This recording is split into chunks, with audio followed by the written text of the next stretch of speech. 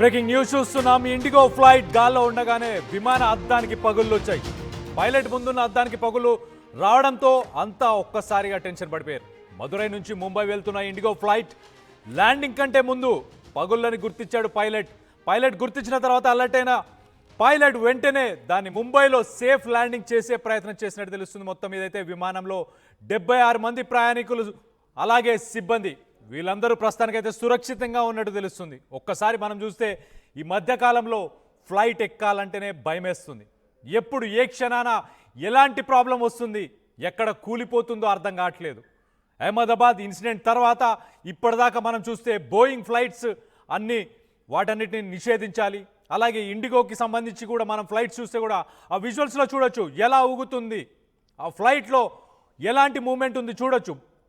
ఆ ప్రజలు, ఆ ప్యాసింజర్స్ ఎవరైతే ఆ ఫ్లైట్లో కూర్చున్నారో వాళ్ళందరూ ఎంత భయానికి, ఎంత ఆందోళనకి గురై ఉంటారు ఒక్కసారి ఆలోచించండి. అట్లీస్ట్ ఒక రోడ్డు వేస్లో, ఒక బస్సులో వెళ్ళినా, ఒక ట్రైన్లో వెళ్ళినా ఎంతో కొంత సురక్షితంగా ఉంటాం, మనం బాగానే ఉంటాం కదా, బతికుండొచ్చు కదా అన్న ఆశ ఉండేది. ఒక రకంగా చూడాలంటే ఫ్లైట్స్లో జరిగే యాక్సిడెంట్స్ తక్కువ. వాస్తవానికి ఫ్లైట్స్లో జరిగే యాక్సిడెంట్స్ తక్కువ రోడ్వేస్, రైల్వేస్తో పోలిస్తే. కానీ ఈ మధ్య కాలంలో జరిగిన సంఘటనలు ఒక్కసారి చూస్తే కనుక ఎర్ర బస్ ఎక్కైనా బతకొచ్చు, ఇలాంటి ఫ్లైట్స్ ఎక్కి బతకలేము అన్న భయం ప్రజల్లో బాగా కలుగుతుంది. మీకేమనిపిస్తుంది అసలు? మీరు ఫ్లైట్ ఎక్కాలనుకుంటున్నారా? ఈ మధ్యకాలంలో జరిగిన ఈ ఇన్సిడెంట్స్ చూసిన తర్వాత ఏంటి అనేది కింద కమెంట్ రూపంలో తెలియపరచండి. ఒక్కసారి చూద్దాం ఆ విజువల్స్, ఒక్కసారి ఆ ప్యానిక్ సిచ్యువేషన్, ఆ ఫ్లైట్లో ఉన్న వాళ్ళ ప్యానిక్ సిచ్యువేషన్ ఏంటి అనేది కూడా ఒక్కసారి చూసే ప్రయత్నం చేద్దాం. You are watching highly disturbing content. Viewers description is highly advised.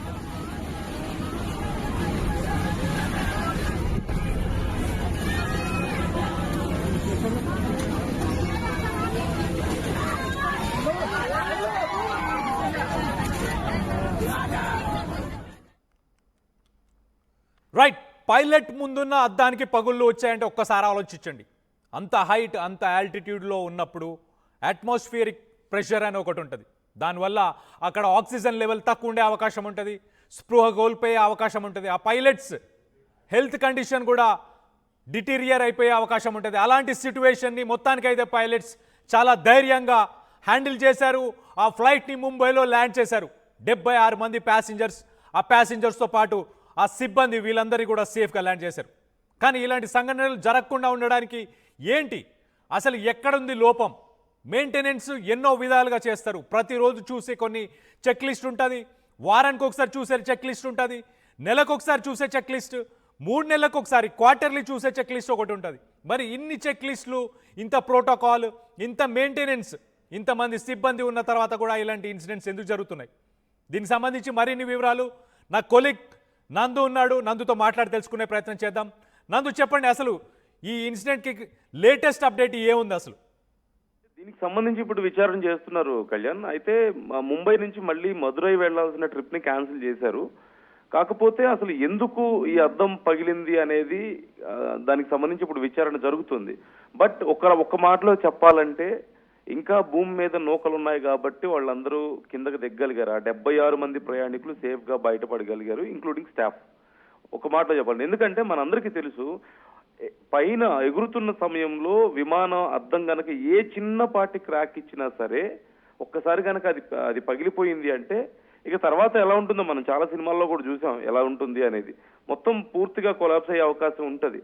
కానీ అది ఓన్లీ క్రాక్ ఇచ్చి ఆగిపోయింది. అట్ ది సేమ్ టైం వెంటనే పైలట్ కూడా కొంచెం హైట్ తగ్గించినట్టుగా తెలుస్తుంది. అంటే విమానం వెళ్ళేటువంటి ఎత్తుని కొంచెం క్రాక్స్ వచ్చిన వెంటనే కొంచెం డౌన్కి వచ్చారట. సో అప్పుడు ఏంటంటే ప్రెజర్ తగ్గుతుంది కాబట్టి కొంతవరకు అది సేఫ్ గా ల్యాండ్ అయినట్లుగా మనకు తెలుస్తుంది.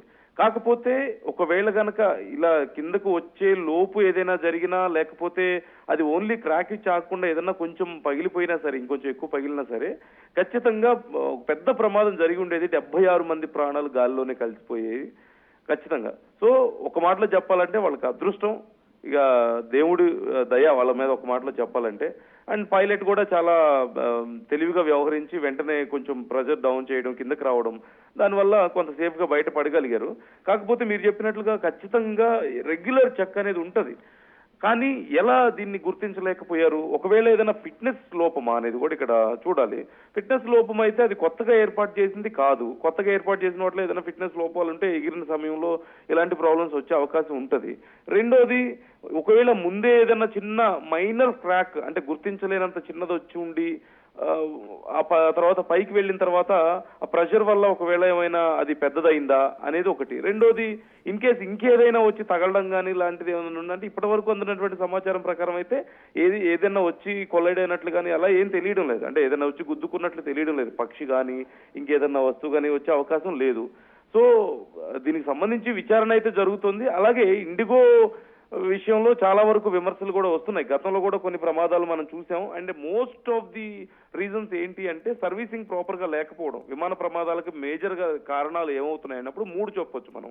ఒకటి, మీరు చెప్పినట్లుగా ఎక్స్పైర్ అయిపోయిన తర్వాత కూడా వాటిని కొనసాగించడం. రెండోది, సర్వీసింగ్ ప్రాపర్ గా లేకపోవడం.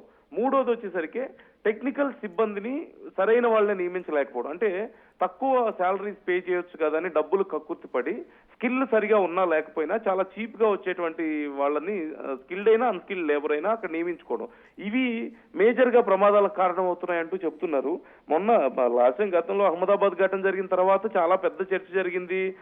దీనికి సంబంధించి పూర్తి స్థాయిలో ప్రక్షాళన జరగాలని చెప్పి పెద్ద ఇది జరిగింది. కేంద్రం విమానయాన శాఖ కూడా దీనికి సంబంధించి మేము చర్యలు తీసుకుంటాం, ముందు ఇలాంటివి జరగకుండా చూస్తామన్నారు. రామ్మోహన్ నాయుడు దీనికి సంబంధించి రెస్పాండ్ అయ్యారు, మనం చూసాం. బట్ తర్వాత కూడా అనేకం జరిగాయి. 1, 2 కాదు, 10ల సంఖ్యలో ఇలాంటి ఘటనలు మనం చూసాం. గతంలో ముంబై ఫ్లైట్ విషయంలో కూడా అలాగే జస్ట్ మిస్ అయ్యారు ఒక మాటలో చెప్పాలంటే. ఒక్క ఇండియాలోనే 10ల సంఖ్యలో ఘటనలు ఆ తర్వాత జరిగాయి అహ్మదాబాద్ ఘటన తర్వాత. అంటే ఎక్కడ జరుగుతుంది, ప్రాబ్లం ఎక్కడ వస్తుంది అన్నప్పుడు మరొక విషయం ఏంటంటే ఈ సర్వీసింగ్ ప్రాబ్లమ్స్ కానీ లేదంటే తక్కువ చీప్ లేబర్ ని అక్కడ అపాయింట్ చేసుకోవడం కానీ, లేకపోతే మెయిన్ మరొక ముఖ్యమైన అంశం ఎక్స్పైర్ అయిపోయినటువంటి పార్ట్స్ ఏవైతే సర్వీసింగ్కి వెళ్ళినప్పుడు కొన్ని పార్ట్స్ ఎక్స్పైర్ అయిపోతాయి.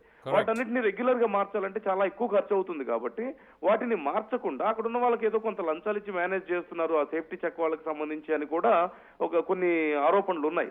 సో ఖచ్చితంగా కారణం ఏది అనేది ఇప్పటికి మనకు పూర్తిగా తెలియకపోయినా ఈ కారణాలన్నీ కూడా అక్కడ మనకు కనిపిస్తున్నాయి ఖచ్చితంగా.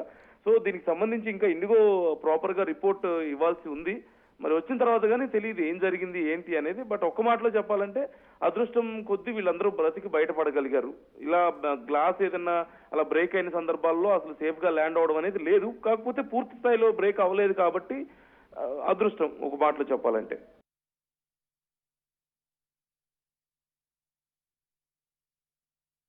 ఈ